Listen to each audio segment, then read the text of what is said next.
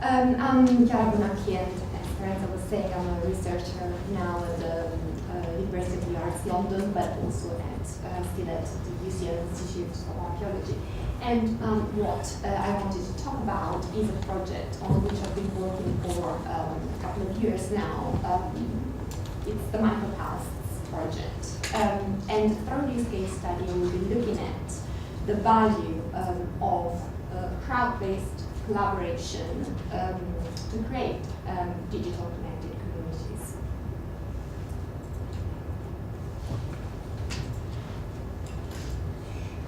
So crowdsourcing, you probably all know this, but I'll just mention briefly, is understood here as a method for collecting, creating, enhancing information over the internet from relatively large groups of people and individually in small amounts. And although its origins are very much in the private sector, in the last few years, this method has been explored increasingly also within heritage colleges, broadly understood.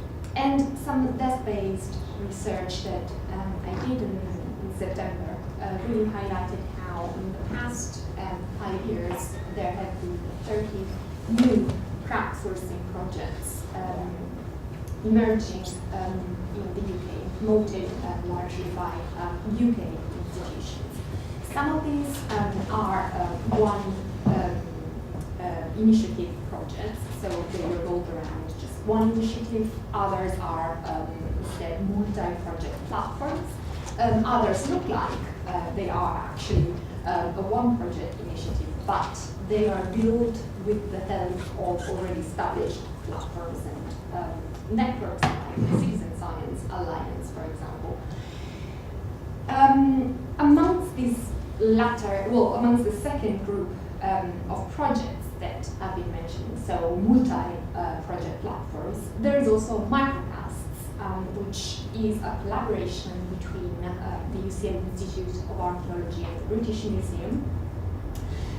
It was established, the project started in October 2013, although the platforms were publicly launched in April 2014. And it was seed funded by the AHRC, initially with through the capital funding call for digital transformations in community research production in the arts and humanities, and then with follow-up funding. Now we are outside the seed funding period for the project, so we are maintaining it based on the input provided by co-founders, us, the team, with UCL and British Museum support. The aim of Microcasts was really to establish and study collaborations between universities, museums, and citizens outside these institutions to study the human past, and to do so using crowd-based and other web-based technologies. And this happened in 3 main ways. So we used crowdsourcing to create new open research data in archaeology and history. A forum which was launched together with the crowdsourcing website, you can see there, to really engage in conversation with people who had just started to use the site in order to explore how we could develop the collaboration further, and a crowdfunding website which was launched later on and won't be covered in this presentation. So through the crowdsourcing website, members of the public, citizens, could help to create, as I was saying, new research data by participating in one of the applications available. Each of them was developed in order to create a different kind of data. Most of them were created with a research purpose that was already clear at the beginning, but increasingly we had also been developing new test applications that were suggested by either museum institutions or, in some cases, were responding to interest from people we were collaborating with, and who were really useful also to broker new collaborations with museum institutions, for example. Now, the main work that we've been doing has been around the transcription and georeferencing of a large archive, the National Bronze Age Index, which contains about 30,000 cards of objects, Bronze Age metal objects found in Britain primarily in the 19th and early 20th century. But we also developed an application that really allowed to create what you can see here, also 3D prints that now we're using, and museums are using in a large variety of ways. And an application that we called 3D photomasking, which is really inviting people to help to identify outlines of objects on sets of photos of these objects taken all around the artifacts. And this is a step that is useful in order to then create 3D models of the objects offline.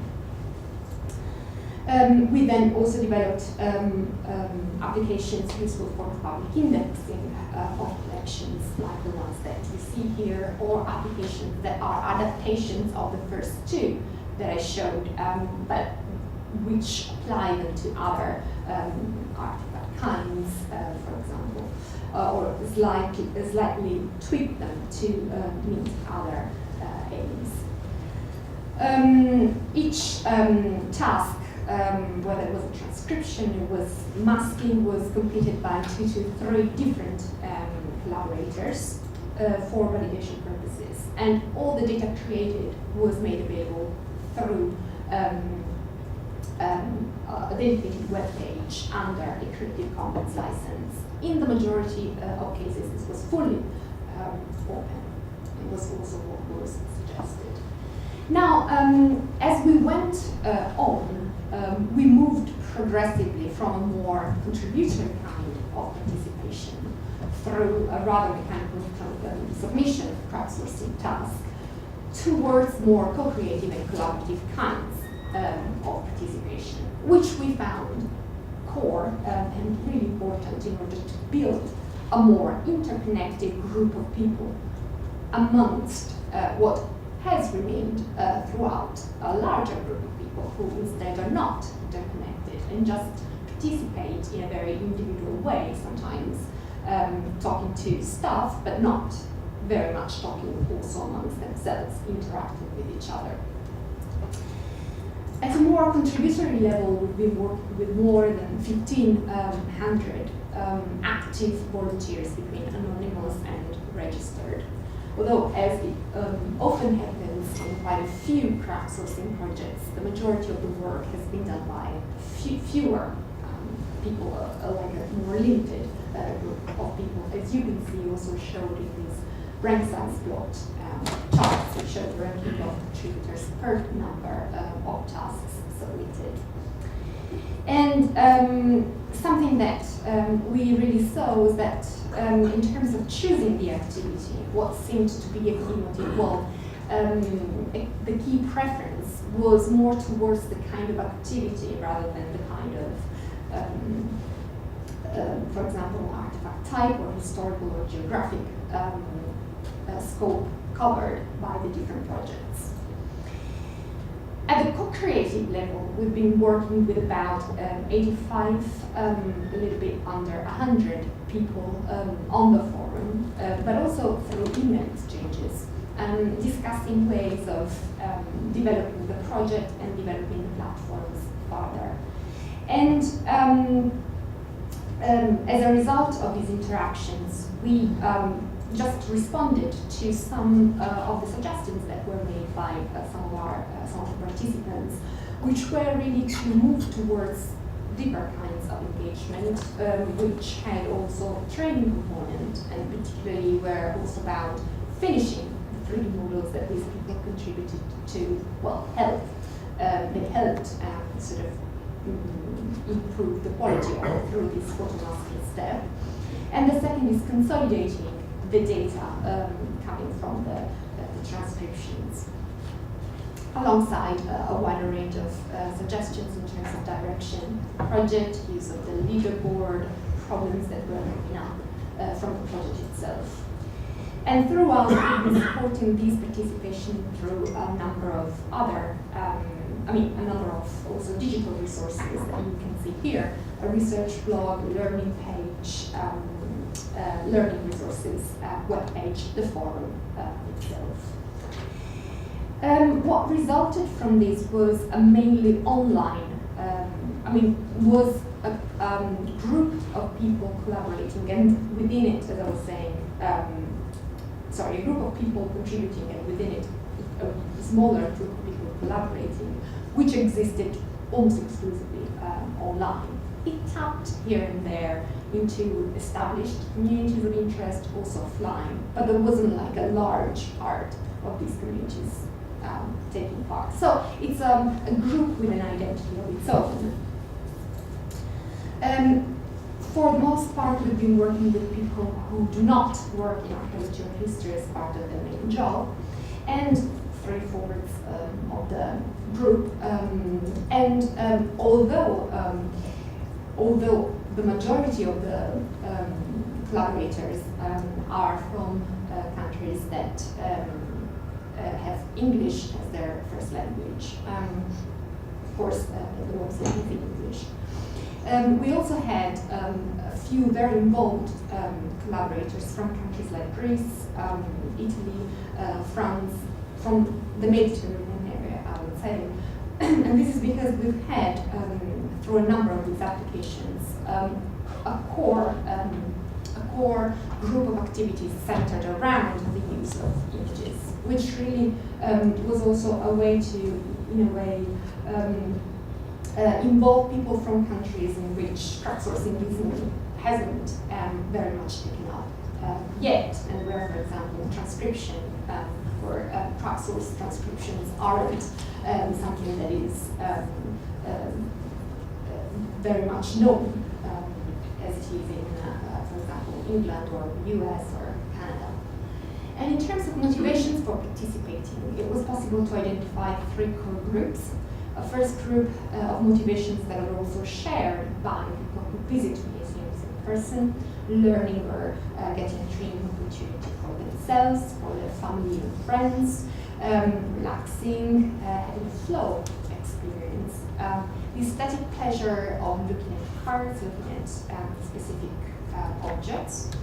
Then a group of motivations that are really shared by several crowdsourcing projects, like the social motivations of helping out and giving back, making valuable use of people's knowledge and skills, and advancing scientific knowledge. An element of competition, which in most cases was not the key driver.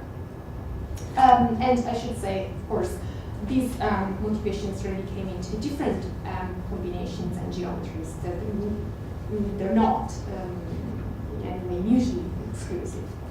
And then there is a motivation which is perhaps particularly prominent within the humanities area, which was that of being able to maintain or re-establish a connection with a field that some of these people had been studying, for example, at university, but in which they were unable to find employment, or for different reasons related to life that they didn't pursue.